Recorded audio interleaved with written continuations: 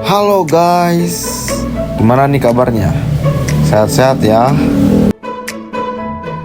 Kalian tahu gak sih, di dunia ini ada hewan yang memiliki peran penting dalam menjaga ekosistem, khususnya para petani pada zaman dahulu.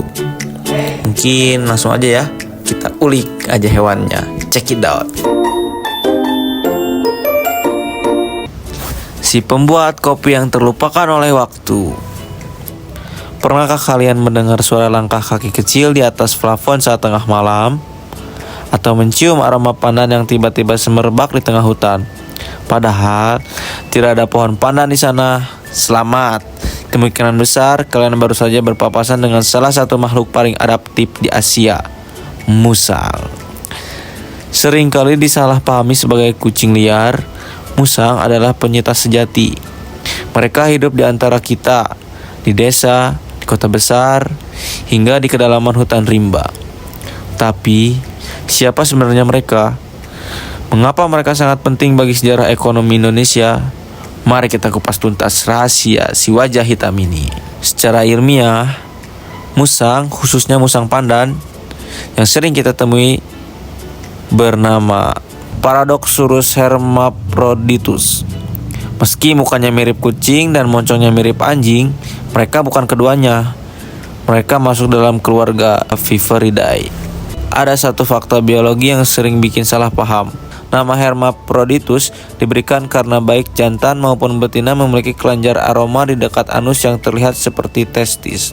Jadi, penelitian zaman dulu sempat mengira mereka punya dua kelamin. Padahal, kelenjar itulah yang menjadi senjata rahasia mereka untuk menandai wilayah dengan aroma pandan yang ikonik itu. Beberapa poin menarik dari musang pandan ini, mereka memiliki kaki ajaib. Pergelangan kaki belakang musang bisa berputar 180 derajat. Ini membuat mereka bisa turun dari pohon dengan posisi kepala di bawah secepat mereka naik. Lalu, menu makan mereka adalah omnivora opportunis. Makan buah, serangga, hingga mamalia kecil. Sejarah musang dengan manusia adalah hubungan cinta dan benci.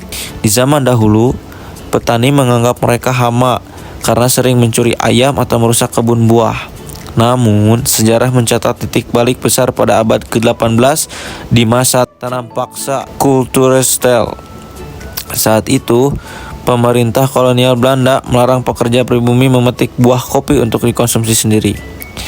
Para petani yang rindu rasa kopi menyadari sesuatu. Musang memakan buah kopi merah yang paling manis, tapi bijinya keluar utuh dalam kotorannya. Mereka mencuci biji tersebut, menyaringnya, dan boom! Lahirlah kopi luwak. Ironisnya, sesuatu yang dianggap kotor justru menjadi komoditas paling mewah di dunia. Dari sini, status musang naik kasta dari pencuri ayam menjadi mesin penghasil emas hitam. Mengapa kopi dari perut musang bisa sangat enak? Ini bukan sihir, ini kimia.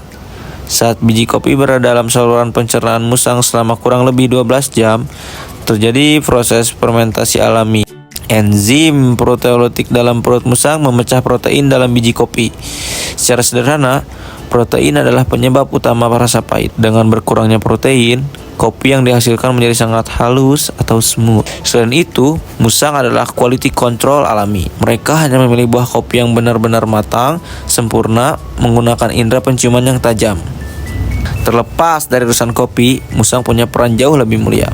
Mereka adalah petani hutan. Banyak pohon di hutan tropis bergantung pada musang untuk menyebarkan biji mereka. Biji yang melewati pencernaan musang terbukti memiliki tingkat pencernaan yang lebih tinggi. Tanpa musang, hutan kita akan lebih sepi dan lebih gundul. Mereka adalah penyambung nyawa bagi ekosistem yang sering kita lupakan karena kita terlalu sibuk mengusir mereka dari plafon rumah. Hari ini, musang menghadapi tantangan baru.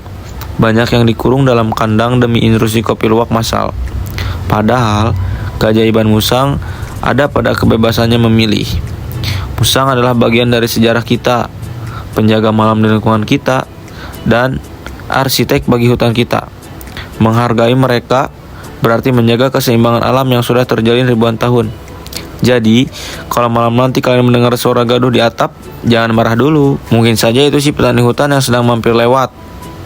Saya Bedil Apta, sampai jumpa di petualangan berikutnya.